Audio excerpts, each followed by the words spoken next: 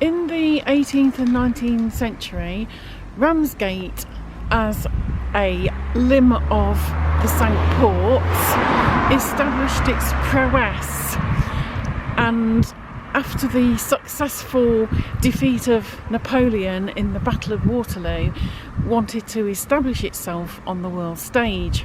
As a consequence, it became a playground for a wide number of both illustrious and creative people. Ramsgate was flocked by writers and poets, actors and actresses of stage and screen, artists and even philosophers. In the 20th century, there were stars who were either born or came to Ramsgate. Brenda Blethyn, who for 18 years played the character of Vera Stanhope. Vera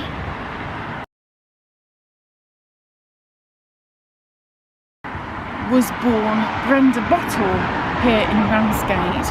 She was one of 9 children born into a Roman Catholic family.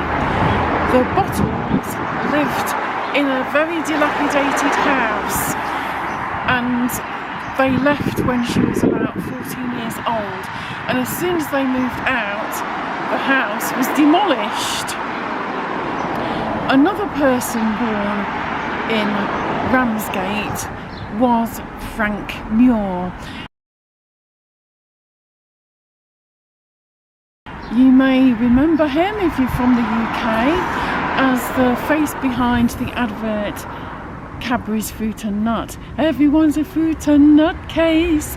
He was a comedy writer and television presenter and raconteur. And I once recall reading an interview with his daughter where she said he was the only person she knew who could get 37 slices out of a small brown loaf. I've never forgotten that story. He was quite a character and very talented. Born in Ramsgate on the 5th of February 1920, Frank Muir was the second son of steam tug engineer Charles James Muir, 1888 to 1934. He was originally from New Zealand and married a local lass called Margaret, daughter of ship's carpenter Harry Harding. Harry Harding had died young, and his widow, Elizabeth Jane Cowie, subsequently married a gentleman called Frank Herbert Webber, who was the landlord of the Derby Arms up further along the West Cliff, quite close to the Ramsgate Viaduct. And after his death, Elizabeth Jane continued to run the Derby Arms for 22 years, and that's where Frank was born. And Frank's mother, Margaret, ran the sweet shop just across the road. And this behind us is 8 London Road.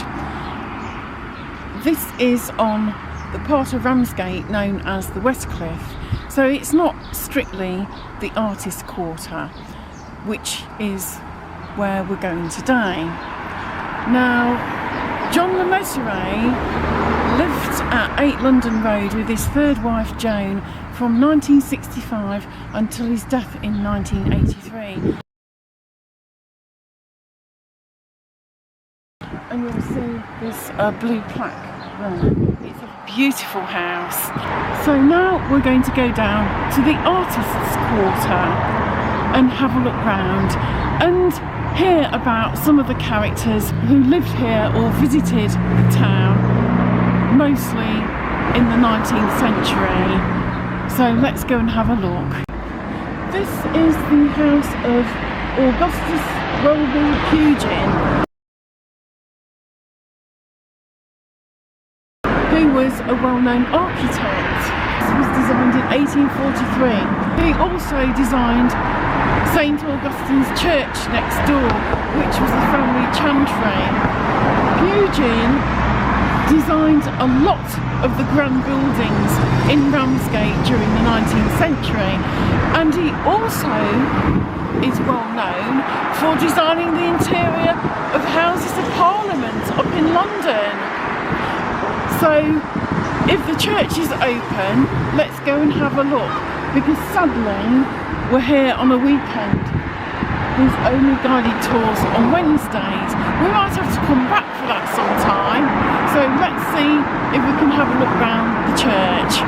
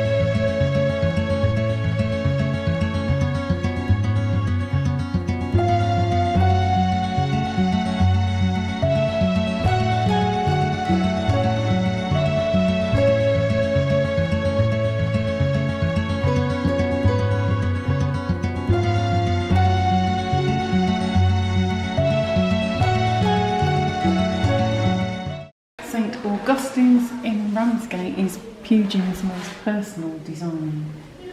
Here he tried to put into practice the true principles of medieval style Gothic architecture in which he so passionately believed. It became a model for the rediscovery of lost arts. His work was stunning,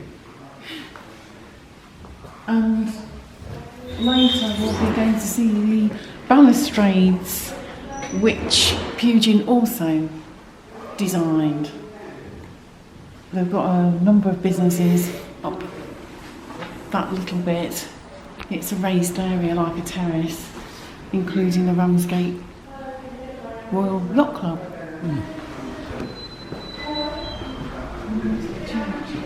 Yeah. This is the way to the church.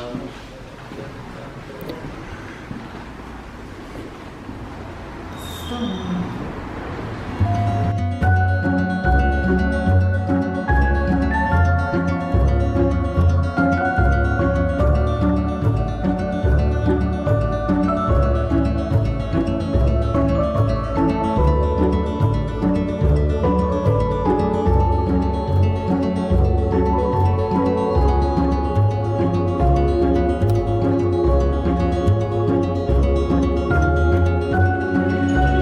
This is the altar of the Sacred Heart and the North Cloister. Little chapel.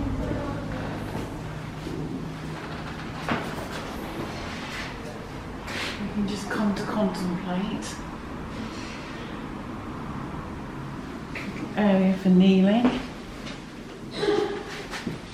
And prayer.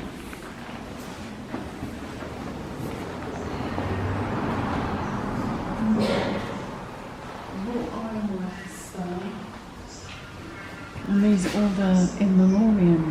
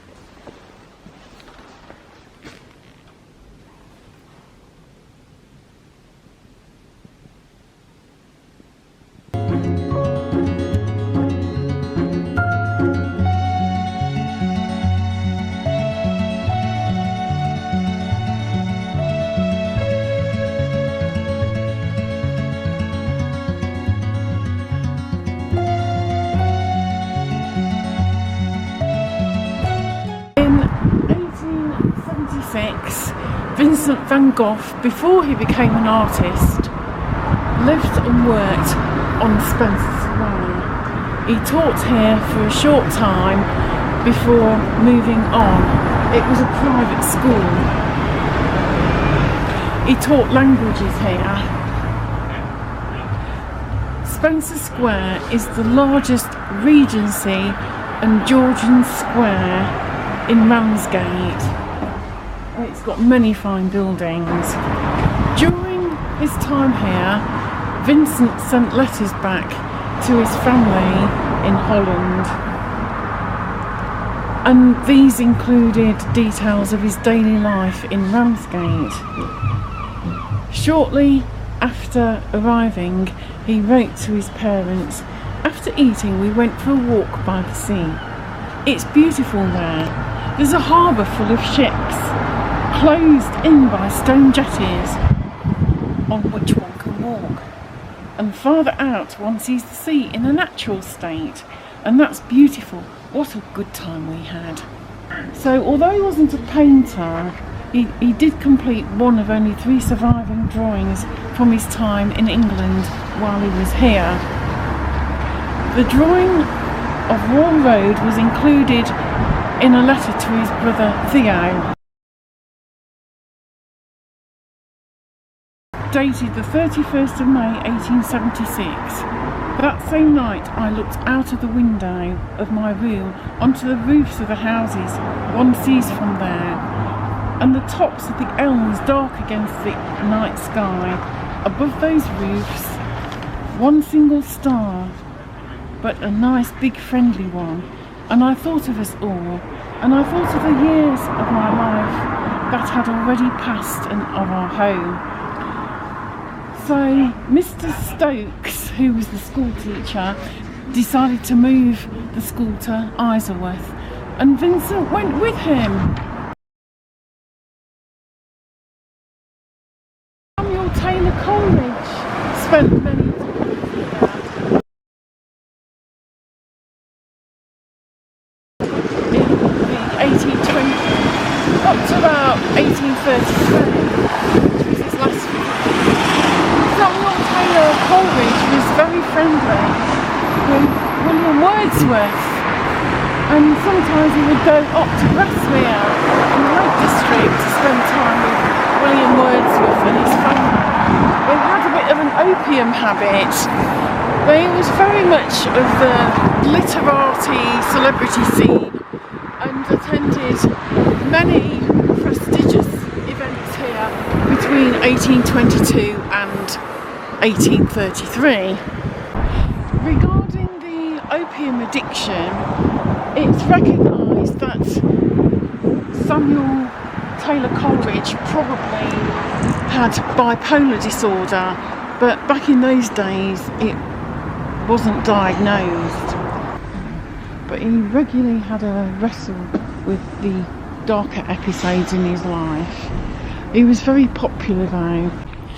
And this house is the home of John Gibson Lockhart, who was the son-in-law of Sir Walter Scott. And number 11 is where Vincent van Gogh actually lived while he was teaching at the school over at number 6. This is the Churchill Tavern. The Churchill Tavern stands on the site of what was the Isabella Baths, which was built in 1813 and had been part of the land of St George's Fields. And then in 1878 it was converted into Paragon boarding house, and then shortly afterwards it became the Paragon Hotel, and it had shops, a bar, a restaurant and even a tea rooms on the corner. It's now a Camera, a real ale pub, and they also have a restaurant. were in the Churchill. No food, unfortunately, because the kitchen's closed. But we've had a very interesting little walk around so far. When we were at St Augustine's Shrine, the very lovely gentleman told us that Thanet is still, of course, technically an island. The Wonsum Channel, which divides Thanet from the mainland, is actually 3 miles wide, and the only thing that stops us from being a silted up island in the English Channel, divided by the Wonsum Channel, is the seawall, and that the water has to be constantly pumped out.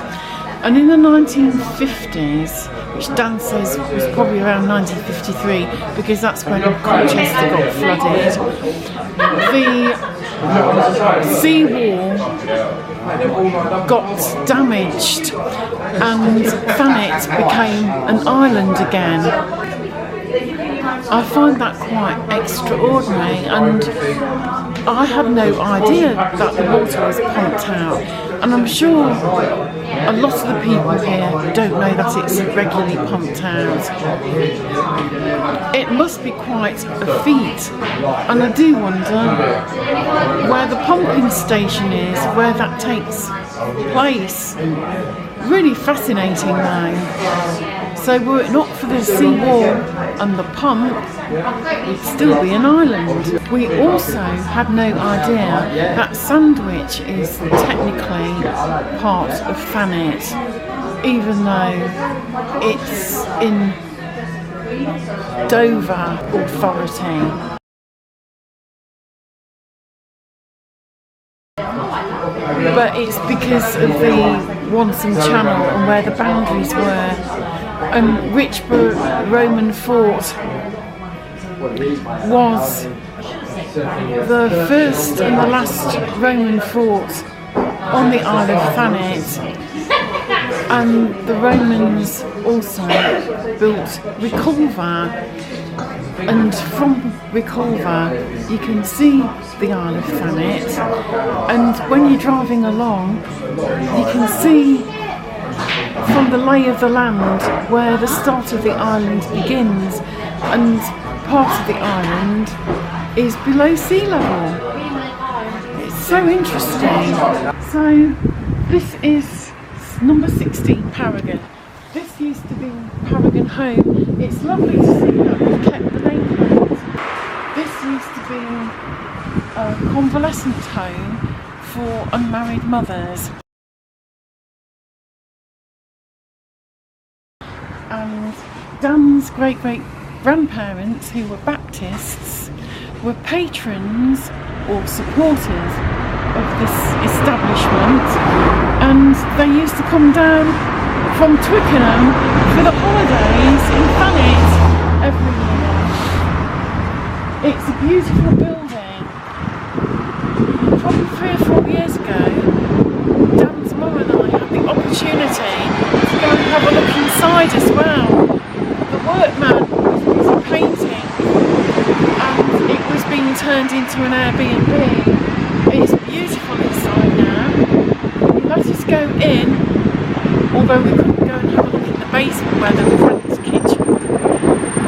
And the beautiful high ceilings and hand-painted wallpaper dated 1927, and beautiful big Victorian chandeliers and gorgeous fireplaces.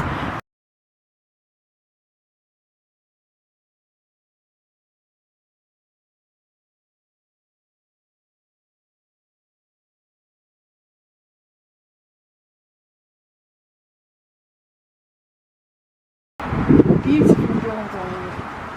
This was a home from the early 1900s until the 1970s. But it's nice to see that it's been loved and cared for, and is now a very nice bed and breakfast. So if you're ever down in Ramsgate and want to stay at a B&B which dates back to the Regency period, perhaps you'll be lucky and stay here, because it has 4.9 out of 5 on TripAdvisor reviews. This is number 8, Paragon. Charles Darwin stayed here in 1850, and his main house was Down House, which is over towards Chislehurst, Bromley, that kind of area. We went there a year or two ago, but he stayed here in 1850. Of course, Charles Darwin was a famous naturalist, and I'm not sure whether it's true now, but the gentleman who bought 16 Paragon and had it done up as a bed and breakfast also owned or owns number 8. Now this was for sale recently, but the for sale board is down, so it's either sold or perhaps taken off the market. And I believe that this was going to be a bed and breakfast as well, but perhaps nothing came of that project. It doesn't look very lived in anyway, which is a terrible shame. And I also need to say at this point that Mary Shelley also went to school in Ramsgate. Now, she, of course, was the author of Frankenstein and was married to the poet Percy Bysshe Shelley, who was friendly with Lord Byron, the poet. And Mary was the daughter of Mary Wollstonecraft, the notable feminist writer. We're still on Addington Street. We've been in the Falstaff for a lovely bagel, and this was the original shopping street, and it's been kept as near to that as possible. It's got a lot of independent shops on, and this in fact is one of the main streets for artists. Sometimes in the summer they have the Addington Street Fair, which is full of different market stalls run by local artists. And in fact the Falstaff has some artwork on the walls by Margot McDade,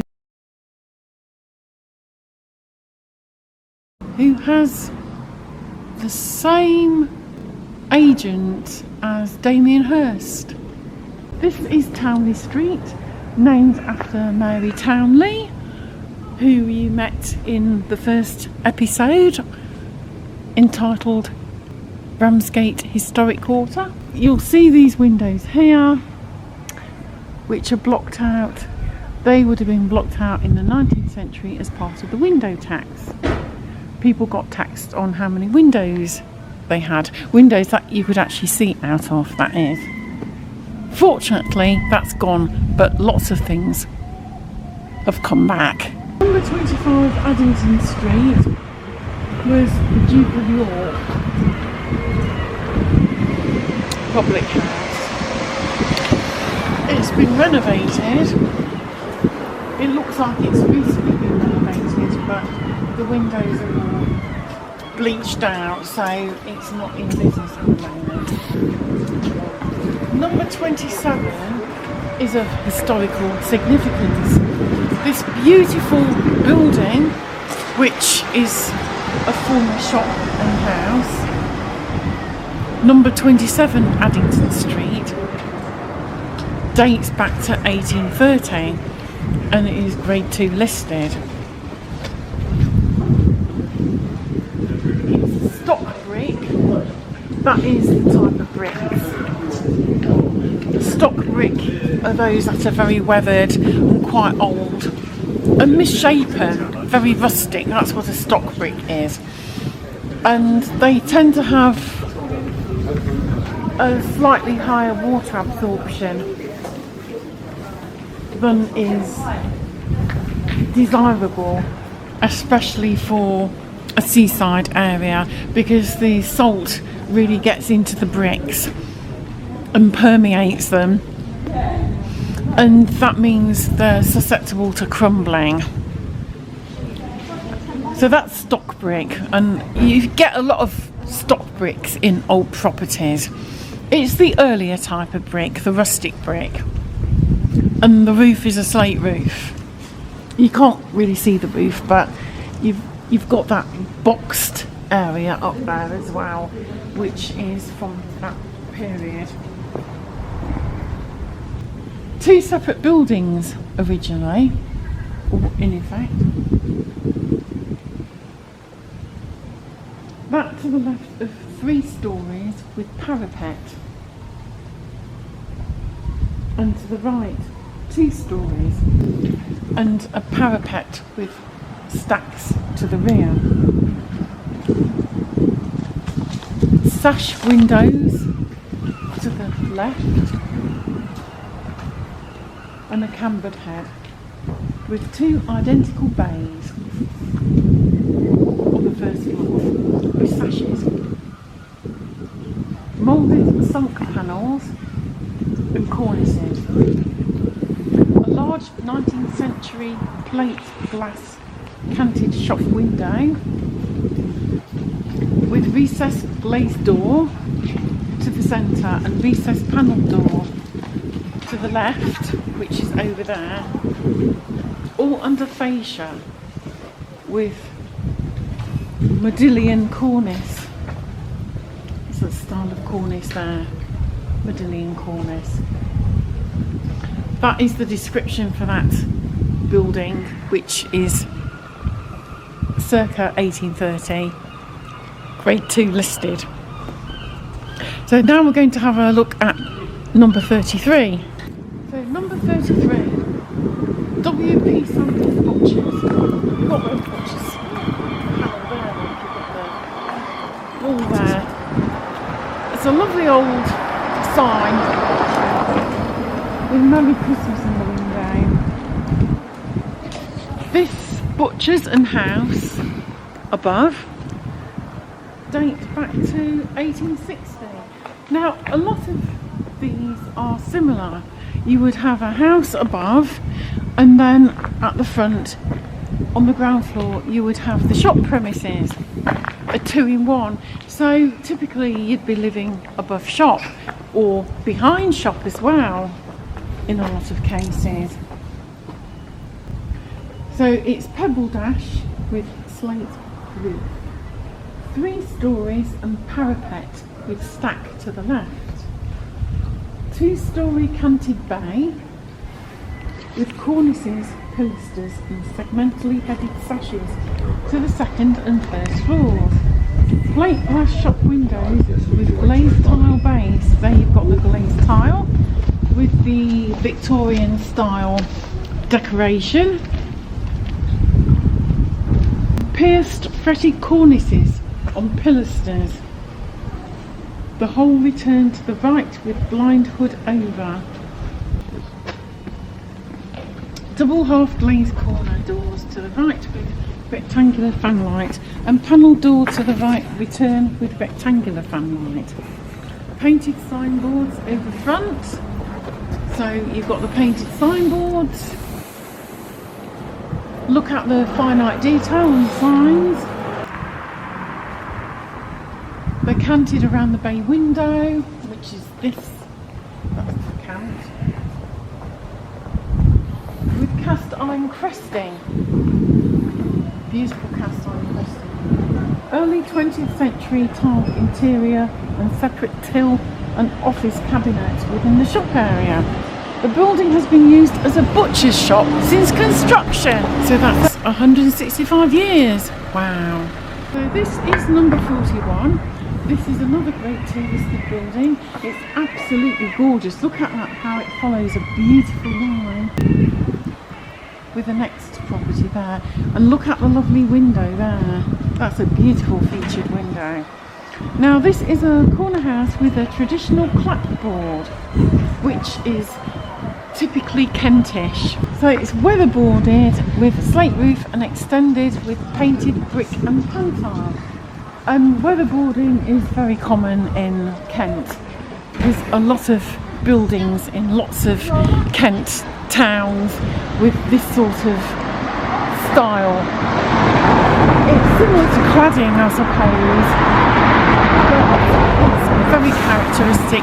There's lots of fine examples, particularly in Whitstable, of this kind of cladding, and also Faversham. So there's two separate builds here. The front block to Addington Street, stories and parapet to hipped roof with central stack. Rounded corner to right, there's the rounded corner. Canted bay on the first floor with glazed bar sashes. Projecting mid-19th century plate glass bay on the ground floor with projecting cornice. Corner door to right, there's the corner door. Panelled and half glazed with rectangular fanlight in moulded surround with cornice. Right return with glazed bar sash on the first floor. And 3 light arched window to left and 6 panel door to the right. There's a rear block of 2 stories with 2 cambered headed glazing bar sashes and 1 wooden casement on the first floor. Round headed margin light sash and canted bay on the ground floor with block doorway to right. There's the block doorway. And boarded door to passageway to left. Both blocks are marked on Collard and Hurst's 1821 map of Ramsgate. So that's very old. This was built between 1801 and 1821. Wow. Stunning. So now we will proceed to Nelson's Crescent. And on the corner of this building here is a ghost sign, Pickford's Furniture Removals and Storage, Hertford Place. All down here you've got beautiful examples of Georgian and Victorian properties. We've got 3 that are definitely grade 2 listed. Others probably should have been listed, but maybe aren't. And here you've got an example of a Dutch gable. These are probably 18th century features. You've got again that flint cobble of the 17th and 18th centuries. They've all got really interesting features. There's an awful lot of old buildings in Ramsgate. And although we've got more listed buildings than in Bath, a lot of the buildings are not listed and probably should be listed. And this is the rather elegant Nelson Crescent. Granted, some of the properties, like other areas of the town, need some renovation. Oh, there's a beautiful pussycat here. Hello, baby. Hello. Aren't you gorgeous? Beautiful baby. Oh, you're so special.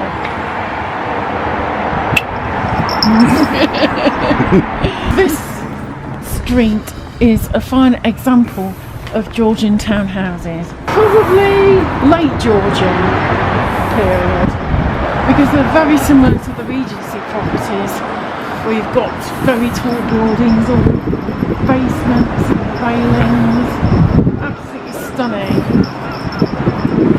And down here you'll find a few small hotels as well, like this Royal Harbour Hotel. And here we have a blue plaque for Alfred Luck. He was the co-owner of Pugin's lugger, the Caroline, which would have been some kind of boat.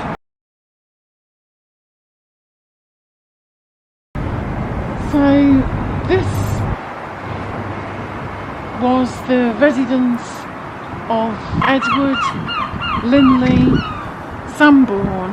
He was an illustrator of Water Babies. the Water Babies, and a cartoonist for Punch, and a Victorian photographer. And he wintered here between 1888 and 1893. Isn't this a beautiful building? Wow, stunning.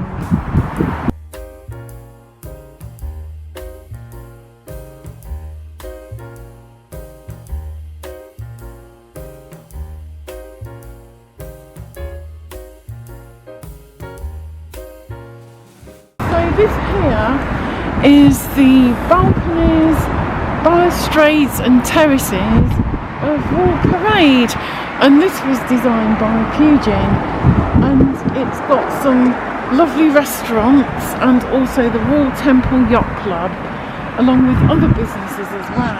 It's beautiful here on a sunny day. This area here is known as the Westcliff Arcade. That goes down to the steps. You've got a very good travel lodge down there, and it's not expensive. And then just over yonder we've got the Wetherspoons, which is the largest one in the UK, and you'll get to meet this in the next episode. So this is where the cliff house of Sir William Curtis stood in the 18th century, and it's a fine building now. I wonder what the original was like. I'll try and see if I can find a photo or an illustration and put it here. So I hope you enjoyed coming along on this little tour with us of artistic Ramsgate, and I look forward to seeing your comments, likes, shares and subscribes, and I'll see you again soon for the next one. Until then, bye for now.